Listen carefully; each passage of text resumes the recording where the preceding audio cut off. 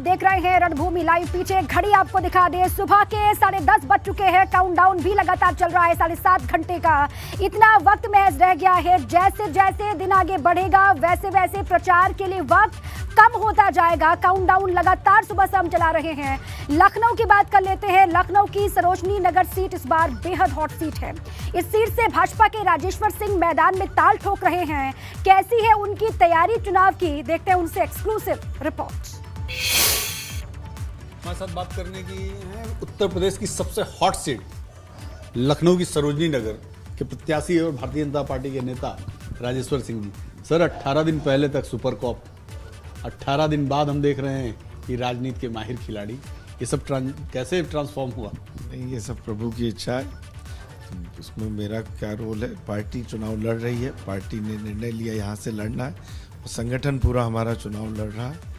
तो बहुत अच्छा लग रहा है, बहुत अच्छा चल रहा है। सरोजनी नगर अब आप घूम रहे हैं, लोगों के बीच में घूम रहे हैं। 5 साल आपकी सरकार रही जिस पार्टी से आप चुनाव लड़ रहे हैं, कैसा रिस्पॉन्स मिल रहा है लोगों से आपको?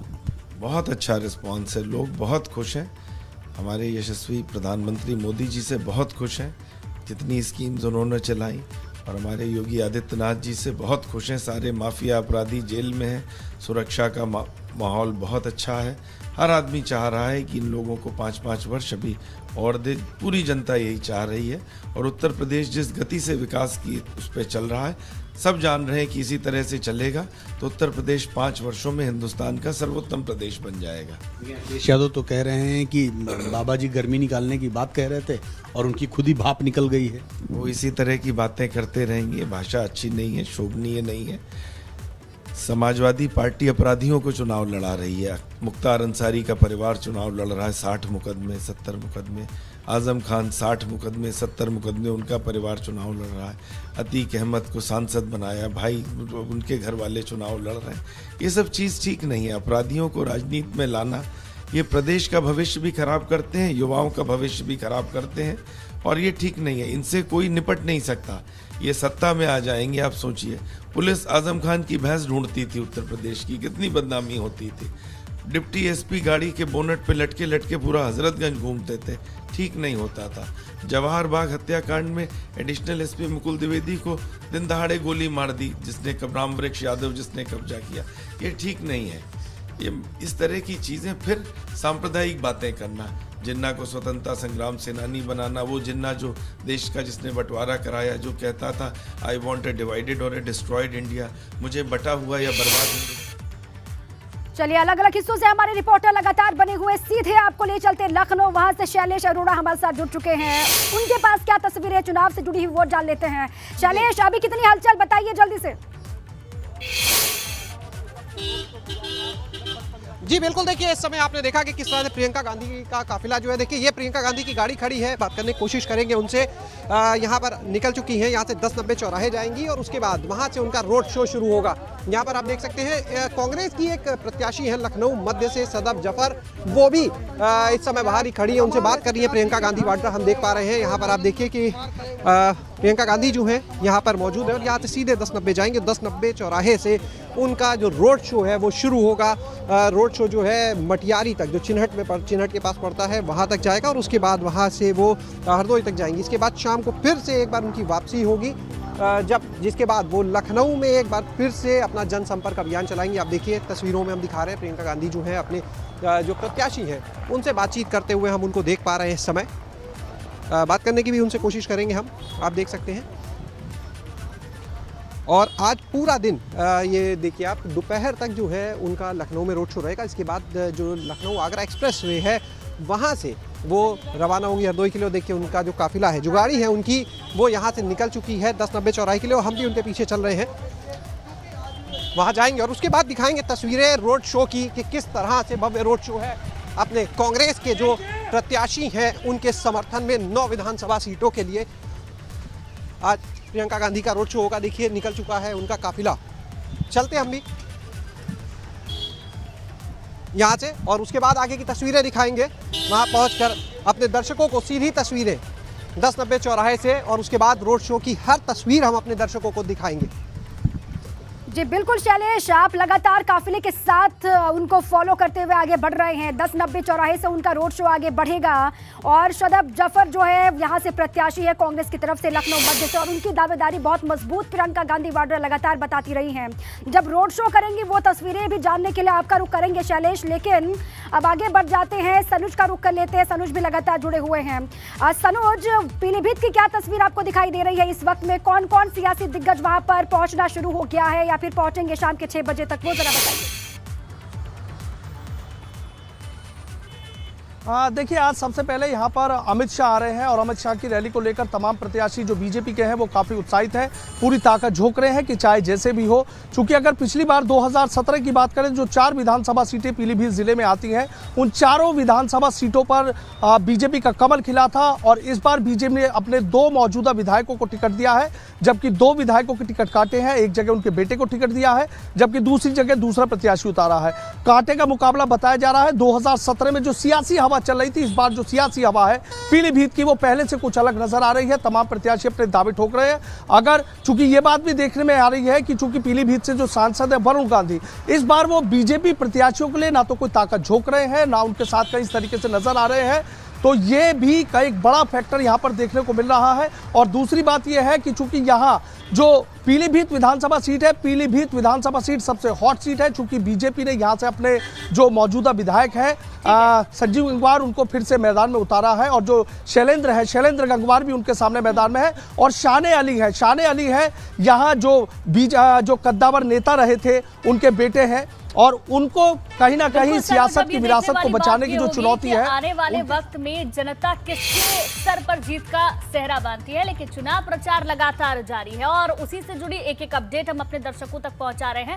बने रहिए आप हमारे साथ। नितिन भी हरदोई से हमारे साथ लगातार बने हुए हैं। नितिन, चुनाव प्रचार की अभी वहां से क्या तस्वीरें मिल रही हैं? आपके आसपास लोग हो तो उनसे जरा बात कीजिए, मुद्दे उनसे जानिए।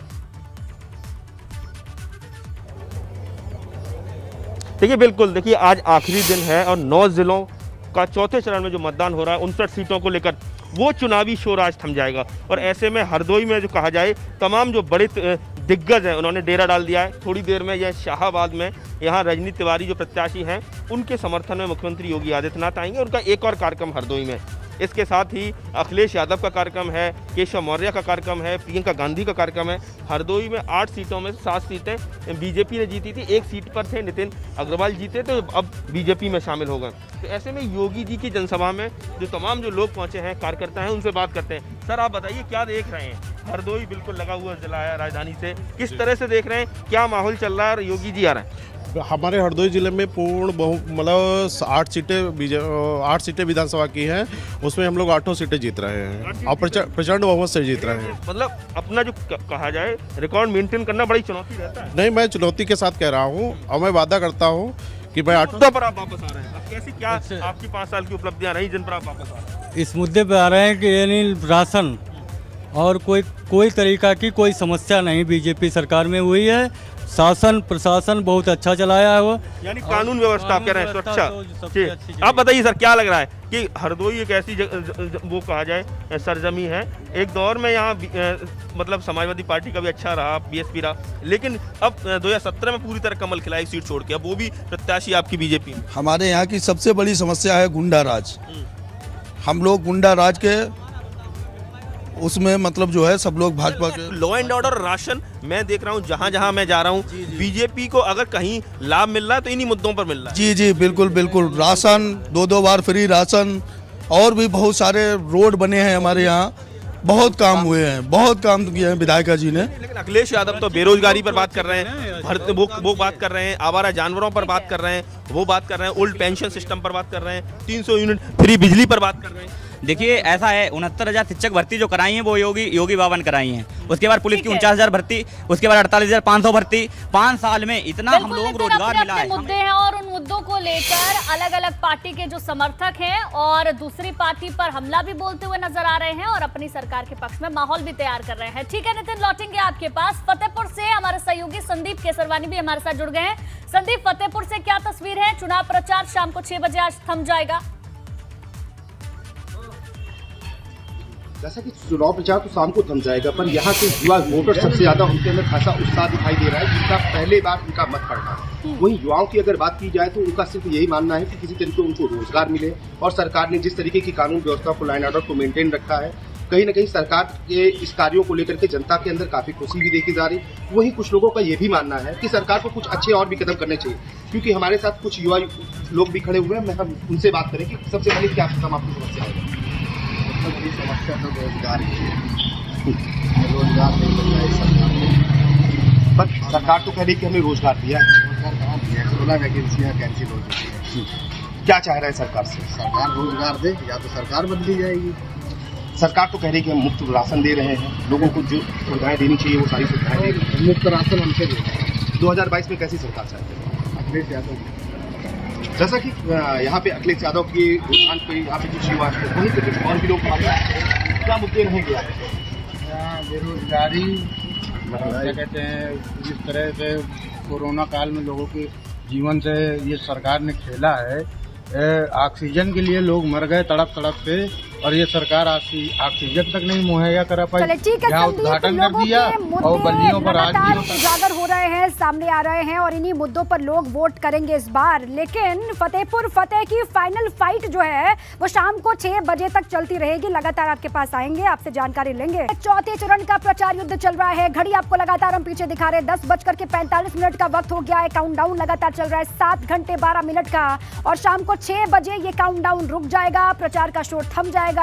चौथे फेज के प्रचार की खबरों के बीच आपको दिखाते हैं प्रयागराज की खबर, जहां भाजपा विधायक हर्षवर्धन वाजपेयी ने एक कार्यक्रम में जमकर ठुमके लगाए हैं। यूपी में हम भगवा लहराएंगे, इस गाने पर हर्षवर्धन वाजपेयी थिरके। अब डांस का उनका ये वीडियो सोशल मीडिया पर छाया हुआ है।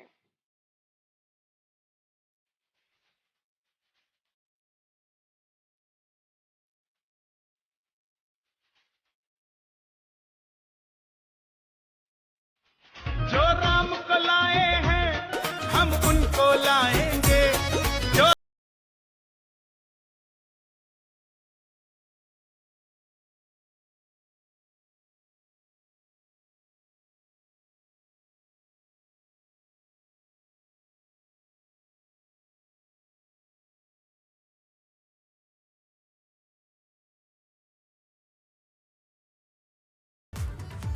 तो चुनावों से पहले विधायक जी के अलग अलग अंदाज भी जरूर देखने को मिलते हैं। चलिए खबरों में आगे बढ़ते हैं। शिवपाल सिंह यादव और डिंपल यादव भी यूपी चुनाव में बाकी चरणों में सपा के लिए प्रचार करेंगे। कल ABP Ganga bureau chief Viresh Pande ने डिंपल यादव से इस मुद्दे पर बातचीत की थी। उन्होंने प्रचार की रणनीति पर क्या कुछ कहा, दिखाते हैं आपको। डिंपल यादव जी हमारे साथ हैं। डिंपल जी, जो मतदान हो रहे हैं उत्तर प्रदेश में, किस मुद्दे पे हो रहे हैं? जनता में जुनून है। जनता ऐसी सरकार को हटाना चाहती है जिसने पिछले 5 सालों में जनता को कुछ नहीं दिया है, और जो युवाओं के अरमान थे, जो उनकी आशाएं थी, उन सबको ख़त्म करने का एक तरीके से काम किया है। तो मैं समझती हूँ जनता तैयार है एक नई सरकार लाने के लिए। तो महिला सुरक्षा का बहुत बड़ा मुद्दा बना रही है योगी सरकार की। हमने महिलाओं की सुरक्षा दी है। आप भी तो 2017 के जब चुनाव हुए थे और एनसीआरबी के जो आंकड़े आए थे, मुझे अच्छी तरह से याद है। जब न्यूज़पेपर में निकला था, वो मैं न्यूज़पेपर लेके मैंने प्रचार किया था कि एनसीआरबी के आंकड़ों के मुताबिक महिलाओं के संग जो जघन्य अपराध हुए हैं वो कम हुए हैं समाजवादी सरकार में। और आज आप वही रिपोर्ट उठा लेंगे, एनसीआरबी के आंकड़ों की आज की रिपोर्ट, तो उसमें लिखा गया है कि महिलाओं के ऊपर जघन्य अपराध बढ़े हैं। योगी जी कहते हैं या भाजपा कह रही है कि हम गर्मी शांत कर देंगे, शिमला बना देंगे। नहीं, ये तो नई नई टैगलाइंस लेके आते हैं। जिन्होंने काम नहीं किया है वो इसी तरह की बातें करेंगे, लेकिन जनता तैयार है सब करने, सही करने के लिए। बुलडोजर से कितनी सहमत है? नहीं, मैं बुलडोजर से सहमत नहीं हूँ। मैं तो योगी जी की भाषा से ही सहमत नहीं हूँ, क्योंकि मेरा मानना है कि योगी की भाषा ऐसी हो ही नहीं सकती, किसी भी योगी की। जो हमारे शास्त्रों में, जो हमारे वेदांतों में, जो हमारे उपनिषद में रखा है, तो योगी एक डिफरेंट ही किस्म के लोग होते हैं। तो मैं उनकी भाषा से बिल्कुल सहमत नहीं हूँ। वो कहते हैं कि हम ठोक देंगे, ठोको नीति। तो ये ठोको नीति से आप कितनी इत्तेफाक रखते हैं? हम तो कह रहे हैं कि आप रोज़गार दीजिए, हम तो कह रहे हैं महिलाओं को सुरक्षा दीजिए, हम तो कह रहे हैं कि आप बिजली की दरों को कम करिए, हम तो कह रहे हैं कि आप सिलेंडर के दाम कम करिए, पेट्रोल के दाम करिए। तो मैं समझती जनता ने उनको मौका दिया था लोगों की सेवा करने का, और इस पर वो पूरी तरह विफल रहे हैं। तो ये बताइए कितनी सीटें आई? राष्ट्रीय अध्यक्ष जी ने कहा है 400 सीटें आएंगी, तो आने वाला समय 10 तारीख को पता चलेगा। आखिरी सवाल है कि अखिलेश यादव अकेले समाजवादी पार्टी से, और इस बार तो आप भी चुनाव प्रचार में नहीं निकली, पिछली बार तो निकली। बहुत प्रचार चल रहा है। आपको मुझे लगता है ग्राउंड लेवल में बात करनी चाहिए कि कितने नेता और अलग अलग पार्टियों से गठबंधन हुआ है, सब अपना काम कर रहे हैं, बहुत अच्छी तरह से अपना काम कर रहे हैं, और जब चुनाव नतीजे आएंगे तब आप बताइए। 2017 में आप प्रचार कर रहे हैं? हाँ, तो अभी हमारे पास बहुत लोग हैं, आने वाले समय में प्रचार करूंगी। तो डिंपल यादव ने खुद कहा कि आने वाले वक्त में वो प्रचार करेंगी, यानी कि अब प्रचार करती हुई डिंपल यादव नजर आएंगी। लखीमपुर में परसों वोटिंग होनी है और वोटिंग से पहले आज प्रचार जारी है। लखीमपुर सदर से भाजपा विधायक योगेश वर्मा की कैसी है तैयारी, देखते हैं एक्सक्लूसिव उनसे बातचीत। चुनाव प्रचार का आज अंतिम दिन है और लखीमपुर सदर से विधायक योगेश वर्मा हमारे साथ हैं। विधायक जी, बहुत बहुत स्वागत आपका एबीपी गंगा में। धन्यवाद आपका, आप सुबह सुबह बाइट लेने के लिए आए। प्रचार का आखिरी दिन है, तो क्या तस्वीर लग रही है लखीमपुर में? 100% ऑटो की ऑटो सीटें जीतेंगी। पिछली बार तो 8 जीती थी 2017 में, इस बार भी ऑटो की ऑटो सीटें जीतेंगी। कोई किसी तरीके का कोई संशय नहीं है, किसी तरीके का कोई संशय नहीं है। कई टिकट भी बदले गए, अगर आठों विधानसभा की बात करें तो। एक ही टिकट बदला गया, क्यों? वो विधायक जी जो थे वो पहले हमारे दद्दू हैं, हमारे चाचा हैं, मगर हम लोग दद्दू के नाम से उनसे कहते हैं, मगर अस्वस्थ होने के कारण उनका टिकट समाजवादी पार्टी में गए। अब समाजवादी पार्टी में गए नहीं, मगर क्या कह सकते हैं सब।